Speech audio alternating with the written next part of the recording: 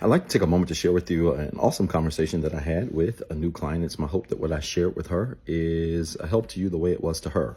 She is 39 years old, a single woman, a solid career, no children. She described herself to me as a person who is completely stressed out by the people in her life. And I kind of chuckled, and she chuckled when she said it. She said, "Doc, I've been dying to get to you because the people in my life are stressing me out. I don't like to be stressed out. And I need to get this corrected." I said, "Well, what's going on?" She said, "Well, my career is solid." She said, "My health and finances are solid. I've been in therapy for several years. I consistently work on myself mentally, emotionally, and spiritually.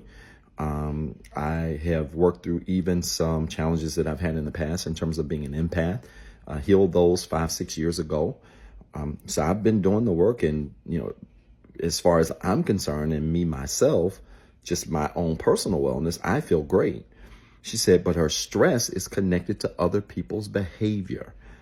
And I said, "What do you mean by that exactly?" She said, "Well, I'm just out of a 6-year relationship with a man who was one of the most emotionally immature men she's ever met." She talks about how her family members, especially her parents, refuse to work on themselves, refuse to go to therapy or counseling or coaching.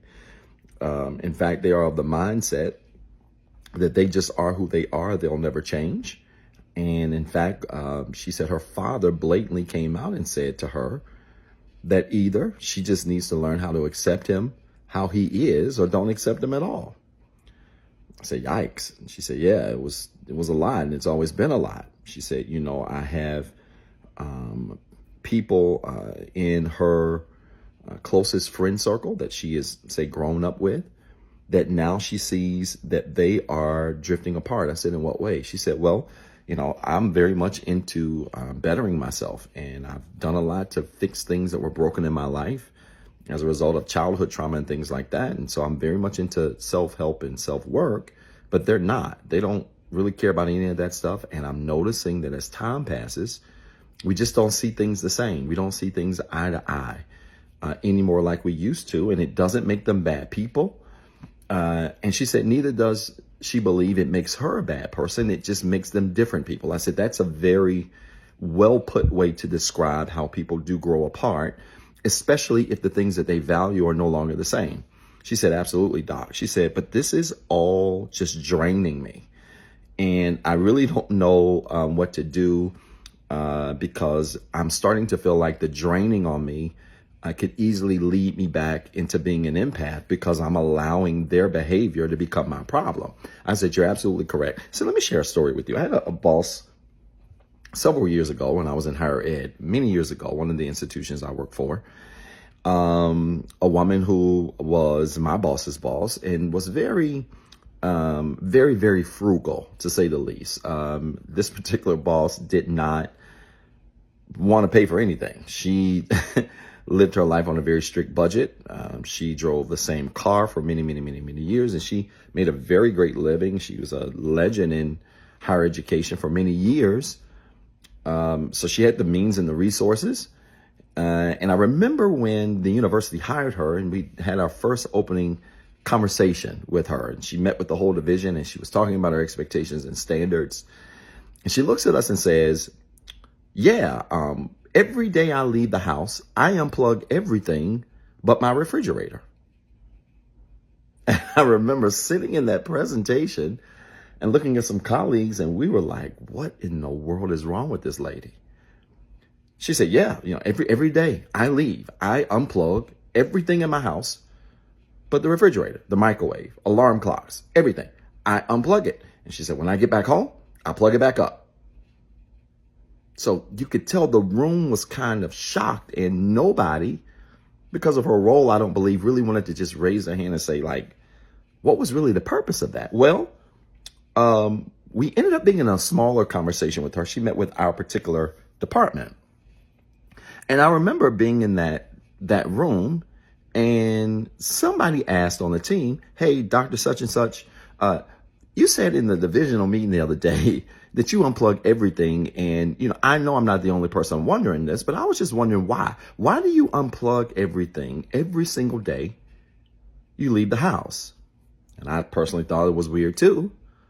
Until she looked at us and said, well, because even if something's not being used, if it's plugged into the house, it's draining energy from your house. We're like, wow, that's true, but wow. I shared that with my client, and my client started to cry. I said, ma'am, let me explain something to you. If the house is your life, I want you to keep plugged into your house everything that empowers your house. I said, do you know why my boss's boss kept the refrigerator plugged up? She said, yes, sir. I said, why? She said, because that refrigerator held some valuable things that were critical to her being able to live in the house, like food. I said, exactly. I said, in other words, that refrigerator was empowering her life. I said, but why did she unplug the alarm clock? She said, because the alarm clock serves no purpose when she's not using it. So she unplugged it every single time she left and then would plug it up when she came. And I said, what did that do for the energy of the house? She said it helped to conserve energy. I said, ma'am, keep plugged into your house everything that helps your house. And then everything that drains energy from your house, be okay unplugging it. She started crying really hard, almost as if she felt it was a cry, not of pain, but a cry of relief. She looked at me and said, Doc, but how do I do this? What about family members? What if the people that are draining your energy are family members? I said, you do it with boundaries. Why do we still continue to carry the narrative that family members don't deserve boundaries either? I said, family members deserve boundaries. Now, it doesn't mean you kick them out of your house, i.e. life. If the house is symbolic of your life, she didn't say, this boss of mine did not say, yeah, I unplugged the clock and then I throw it in the trash. No, she kept the clock in the house. She just unplugged it. She did not allow the clock to drain energy from her house. She didn't throw the clock away. She kept the clock, but her unplugging the clock was a boundary that she set for that clock. So it limited the amount of damage energetically that clock could do to the house. I said, man, when we learn how to set boundaries with people, it doesn't mean that they no longer exist, but it does mean that we place limits on their existence. She said, yikes, came out of the cry and said, yikes, Doc. I said, yeah. I said, this is going to be one of the most valuable lessons that you learn, because when you understand that some connections can empower you, you don't mind unplugging the connections that drain you. Never hesitate to unplug the connections in your house that are draining energy from your house. Because if not, you'll find yourself feeling like your life is being tugged on and pulled by things and people that really have no use other than to just be plugged into you. And that's why you on your healing journey, you feel like you're making progress. A part of you feels like you're making progress, but there's another part of you that's saying, but man, I'm just drained to no end. You know why? Because you got a lot of alarm clocks and microwaves and things that are non-essential, that don't hold essential things, that are just draining energy from your life, draining energy from your focus, draining energy from your thoughts, draining energy from your emotions.